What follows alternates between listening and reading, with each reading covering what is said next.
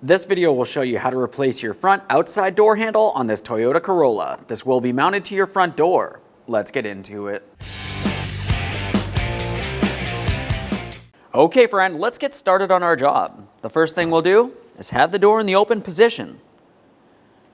Along where the door jamb would be, you're going to find a small rubber plug. We can remove that.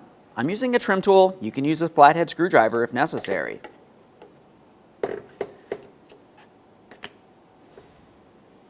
A quick inspection of that plug. Now if you were looking inside of that port, you're going to find a T27 Torx screw. This is a captured bolt. You can loosen it, but it will not come all the way out.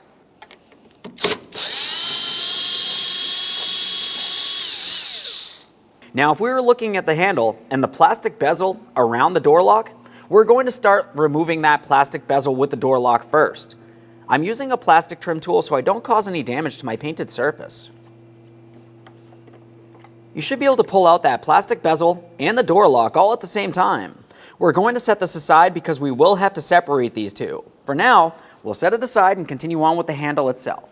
Now as far as the handle is concerned, we're going to carefully hold the door, pull out slightly on the handle, and then we're going to tug it towards the area that we just removed the door lock cylinder from. You'll see that pop out of place. Sometimes the gasket will pop out of place as well. That's okay. We can take that gasket. There's our handle. Now we're back to looking at the door lock and the door lock bezel. Now I'm using a small pocket screwdriver. Looking along this area, you can see a rectangular notch. That's where there's a locking tab. Just gently pry and separate this area. It's just going to roll right out of place. Now I'm using some glass cleaner directly on a clean rag. We'll clean the mounting surface.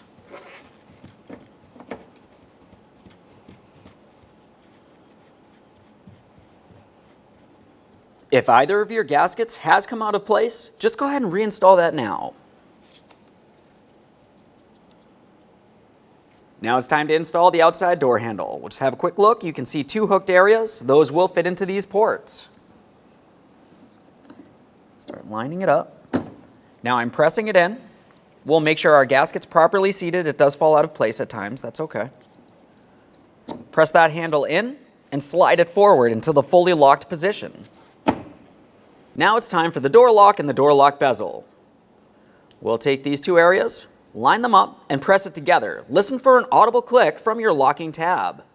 Go ahead and give that bezel a quick tug. We're attempting to remove it from the lock cylinder. It should not slide out of place. The door lock cylinder is going to slide straight into the door. Now while holding that in place, we're going to tighten our T27 Torx screw inside the circular port in the door jamb area.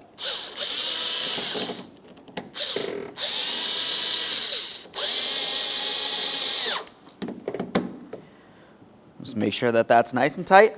Protect that mounting screw with its protective plug. Prior to shutting the door, I always like to test the door handle functionality.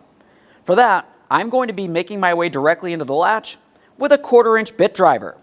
The bit driver is going to act as the striker, which would be attached to the body of the vehicle. So once you shut the door, the latch will go around the striker, or the bit driver in this case.